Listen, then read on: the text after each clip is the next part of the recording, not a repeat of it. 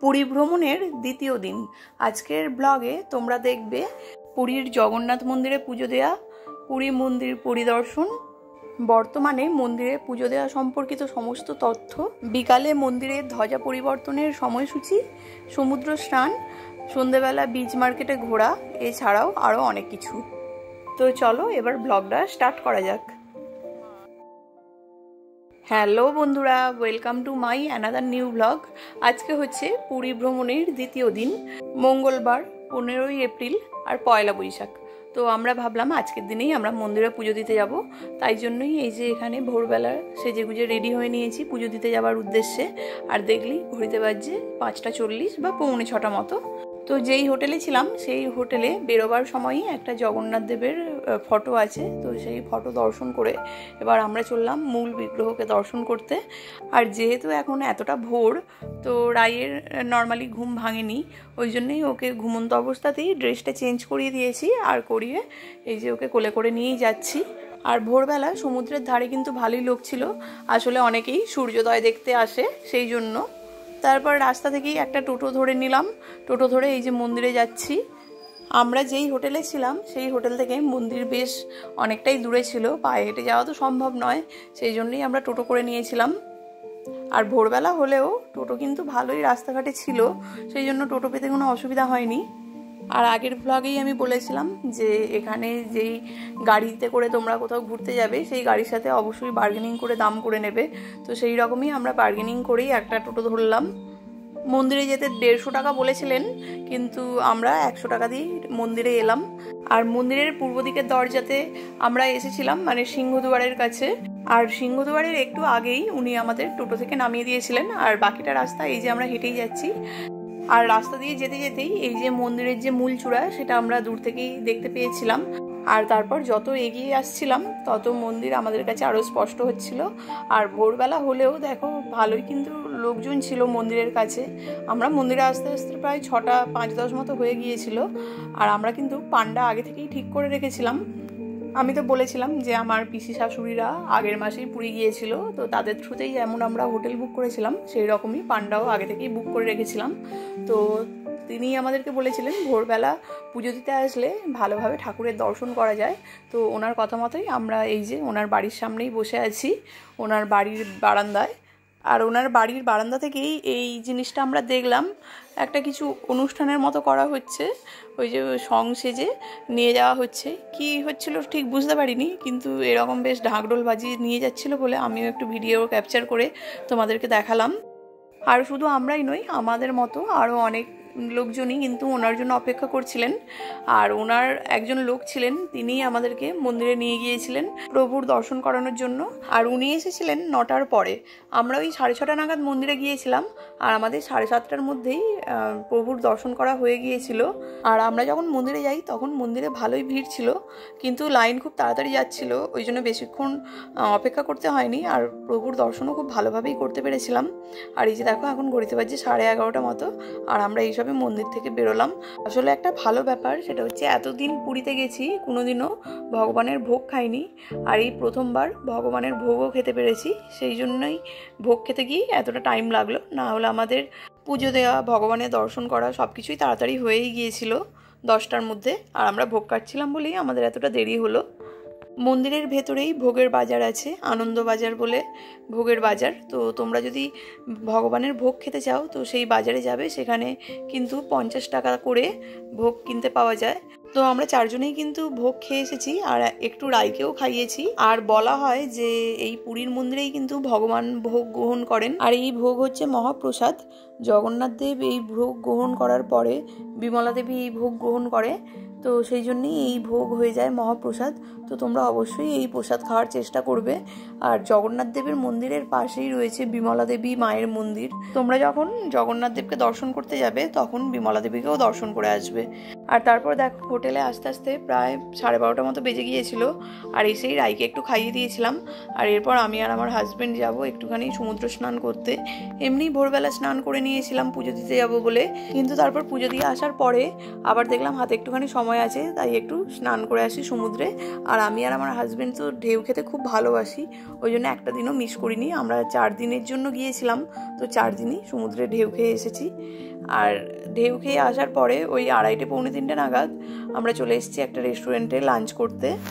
আগের দিন যেই রেস্টুরেন্টে লাঞ্চ করেছি তার পাশেই আরও একটা রেস্টুরেন্ট ছিল, তো ভাবলাম যে এক একদিন এক একটা রেস্টুরেন্টে ট্রাই করা যাক কেমন খাবার, তাহলে দেখা যাবে। আর এই যে এখানে হচ্ছে ওই রেস্টুরেন্টের মেনু কার্ড, দামগুলো বেশ মোটামুটি রেঞ্জেবেলই ছিল আর খাবারের কোয়ালিটিও খুব ভালো ছিল। এই যে আমি নিয়েছিলাম একখানা ফিশ থালি, আর আমি আর আমার শ্বশুরমশাই দুজনেই ফিশ থালি নিয়েছিলাম। আর আমার হাজব্যান্ড নিয়েছিল চিকেন থালি, আর মা নিয়েছিল এগ থালি। তো আমরা সেগুলো দিয়েই ভালো করে লাঞ্চ করলাম। আর সত্যিই খাবারগুলো খুব ভালো ছিল। আর এই যে খাওয়া দাওয়া করে এবার আমরা হোটেলে যাচ্ছি। আর দেখো ঘড়িতে বাজছে 3:30 মতো। আর আজকেই আমরা যাব বিকেলবেলা মন্দিরের ধ্বজা ওড়ানো দেখতে। শুনেছিলাম মন্দিরের ধ্বজা ওড়ানো নাকি 4টে থেকে 4:30-এর মধ্যে হয়। আর এখন দেখছো ঘড়িতে 3:56 মতো বাজে। তো আমরা তো একটু টেনশনেই ছিলাম যে ঠিকঠাক করে ধ্বজা ওড়ানোটা দেখতে পারবো কিনা, কারণ 4টে তো বাজতেই চললো। গিয়ে যদি দেখি ধ্বজা ওড়ানো হয়ে গেছে তখন মনটা খারাপ হয়ে যাবে। তো তাড়াহুড়ো করে ওই জন্যই সবাই মিলে যাচ্ছিলাম। আর মন্দিরও আমাদের হোটেল থেকে বেশ খানিকটা দূরেই ছিল। আর সকালেও যেরকম টোটো করে নিয়েছিলাম এখনও সেই জন্য ওইরকমভাবে টোটো করে নিলাম। আর আমরা আজকের দিনটাই ঠিক করলাম যে ধ্বজা ওড়ানো দেখতে যাব, কারণ আমাদের আবার কালকে সাইট সিন করতে যাওয়ার আছে, সেই জন্য আর সময় পাবো না। আর আমি কখনো এর আগে ধ্বজা ওড়ানো দেখতে যাইনি, এই ফার্স্ট টাইমই যাব। ওই জন্য তো একটু তাড়াহুড়োই করছিলাম যে যেন ধ্বজা ওড়ানোটা দেখতে পারি, ভগবানকে তাই মনে মনে ডাকছিলাম। আর 4টে বাজলো, বাইরে কিন্তু ভীষণ রোদ ছিল। আর যেহেতু দুপুরবেলা খাওয়ার পর একটুখানিও ঘুম হয়নি, ওই জন্য রাই তো টোটোয় উঠেই ঘুমিয়ে পড়েছিল। আর ওর বাবা এই যে ওকে কোলে করে করে নিয়ে যাচ্ছে। আর সকালে তো আমরা জুতো, মোবাইল সব কিছু ওই পান্ডা মহারাজের বাড়িতেই রেখে এসেছিলাম, কিন্তু এখন এগুলো সাথে করেই নিয়ে যাচ্ছি। যদিও মন্দিরের ভেতর ফোন, জুতো, ব্যাগ কিছুই অ্যালাউ নয়, ওই জন্যই মন্দিরের সামনে একটা জুতো জমা রাখার কাউন্টারে আমরা জুতো, ফোন সব কিছু জমা দিয়ে মন্দিরের ভেতর ঢুকেছিলাম। তো শুনে তো খুব ভালোই লাগলো যে ধ্বজারোহণটা দেখতে পারবো। আর সব থেকে বড় কথা হচ্ছে ওখানে নাকি মন্দিরের চূড়ায় যেই পান্ডা ধ্বজাটা পরিবর্তন করতে যায় সে নাকি একদম তরতর করে উপরে উঠে পড়ে। তো সেটাই একটা দেখার জিনিস যে কিভাবে ওরকমভাবে তরতর করে মন্দিরের চূড়ায় উঠে পড়তে পারে। তো সত্যি নিজের চোখে দেখলাম আর দেখে খুব ভালোও লাগলো। একজন নয়, 5 জন মিলে ওই রকমভাবে মন্দিরের চূড়ায় উঠলেন আর উঠে মন্দিরের বড় ধ্বজা, ছোট ধ্বজা সবকিছুই পরিবর্তন করে দিলেন। আর সত্যি ওগুলো দেখার জিনিস, কিন্তু যেহেতু মন্দিরের ভিতর ফোন অ্যালাউ নয় ওই জন্য আমি তোমাদের সাথে সেগুলো শেয়ার করতে পারলাম না। আর তোমরা যারা পুরী যাবে তারা অবশ্যই এই মুহূর্তটা একদমই মিস করবে না। মন্দিরের ধ্বজা পরিবর্তন প্রত্যেক দিনই হয়, তোমরা একদিন সময় করে বিকেলবেলা 4টে 4:30 নাগাদ মন্দিরে চলে যেও। আর এটা একটু সময় সাপেক্ষ ব্যাপার, যেহেতু অতগুলো ধ্বজা পরিবর্তন করতে হয় তাই জন্য একটু টাইম লাগে, তোমরা তাই হাতে সময় নিয়ে যেও। আমরা ওই 4:30 নাগাদ মন্দিরের ভেতর প্রবেশ করেছিলাম। আর বেরোতে বেরোতে আমাদের প্রায় 6টা মতো বেজে গিয়েছিল। আর মন্দিরে কিন্তু তখনও ভগবানের দর্শন চলছিল। আর হ্যাঁ, এবার মন্দির প্রসঙ্গে কিছু কথা বলে রাখি তোমাদেরকে। মন্দির তো খুলে যায় ভোরবেলা 4:30 5টা নাগাদ, যিনি পান্ডা ছিলেন তিনি বললেন, কিন্তু প্রভুর দর্শন করা যায় সকাল 7টা থেকে। তার আগে মঙ্গল আরতি করা হয় আর বিভিন্ন রকম রিচুয়ালস করা হয়। এখানে ভগবানকে 7 বার ভোগ খেতে দেওয়া হয়। আর যিনি পান্ডা ছিলেন উনি বললেন রাত 12টা অবধি মন্দির খোলা থাকে, কিন্তু ভগবানের দর্শন করা যায় মনে হয় ওই 9টা বা 10টা অবধি, ওটা আমি ঠিক ভালো করে শুনিনি। আর তোমরা চাইলে সকালেও পুজো দিতে পারো বা বিকালেও পুজো দিতে পারো। পুজো দেওয়া হয় সকাল বিকাল সবসময়ই। সকালের থেকে বিকালে ভিড়টা একটু কম হয়। আমরা যে ভোরবেলা 6:30 থেকে লাইনে দাঁড়িয়েছিলাম, 7টা বাজার পরেই কিন্তু আমরা ভগবানের দর্শন করতে পেরেছিলাম। আর আমরা তো পান্ডার মারফতই পুজো দিয়েছিলাম। আর আমাদের যে পুজো দিতে ডালা লেগেছিল সেটা কিন্তু 339 টাকা থেকে স্টার্টিং ছিল, 339 টাকা, তারপর 551 টাকা, তারপর 1079 টাকা, এইরকম। তো পুজো যে যার সামর্থ্য মতো দেবে। আর এদিকে দেখো মন্দিরের চত্বরটা কিন্তু বেশ বড়। আমরা তো সিংহদুয়ার দিয়েই প্রবেশ করেছিলাম। আর হ্যাঁ, মন্দিরের 4টে মেন গেট আছে, তো সিংহদুয়ার দিয়ে প্রবেশ করা যায়। আর আমরা সিংহদুয়ার দিয়েই প্রবেশ করেছিলাম, এটাই মেন দরজা। আর এছাড়াও আরও 3খানা দরজা আছে, তো আমরা তো সব দরজা দেখিনি, আমরা পশ্চিমের দরজাটাও দেখেছিলাম। আর মন্দিরের ভিতরে শুধু জগন্নাথ দেবের মন্দিরই নয়, তার সাথে আরও অনেক দেবদেবীর মন্দির আছে। মানে মন্দিরের ভেতর তোমাদের ঘুরতে কিন্তু অনেকটাই টাইম লাগবে যদি তোমরা সব মন্দিরে প্রবেশ করো। আমরা তো একই দিনে মন্দিরে পুজোও দিয়েছি আর ধ্বজা পরিবর্তনও দেখেছি। তো মন্দিরটা প্রায় পুরোটাই পরিভ্রমণ করা হয়ে গেছে। আর অত বড় মন্দির দুবার ধরে পরিভ্রমণ করার পরে আমাদের বেশ পায়ে হাতে ব্যথা হয়ে গিয়েছিল। আর তারপর আমরা ওখানে ধ্বজা পরিবর্তন দেখে আমাদের হোটেলের কাছে চলে এসেছিলাম।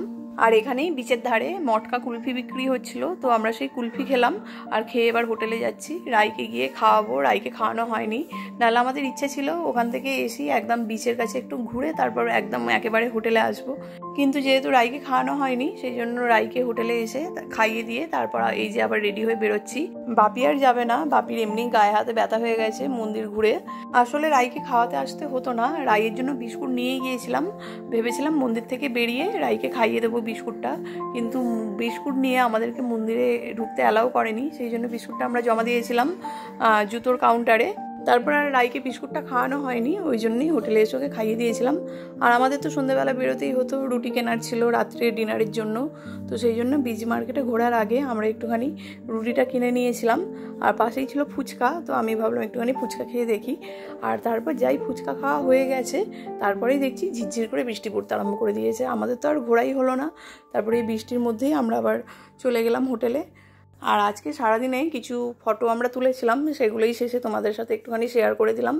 আর তার সাথে সাথে আজকের ব্লগটা এখানেই শেষ করছি। আশা করব তোমাদের ব্লগটা একটু হলেও ভালো লেগেছে। যদি ভালো লাগে আমার চ্যানেলটাকে সাবস্ক্রাইব করতে ভুলো না।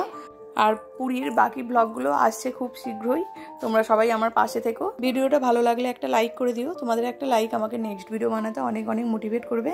আর ভিডিওটা কেমন লাগলো অবশ্যই কমেন্ট করে জানিও। তোমরা সবাই ভালো থেকো, সুস্থ থেকো, ধন্যবাদ।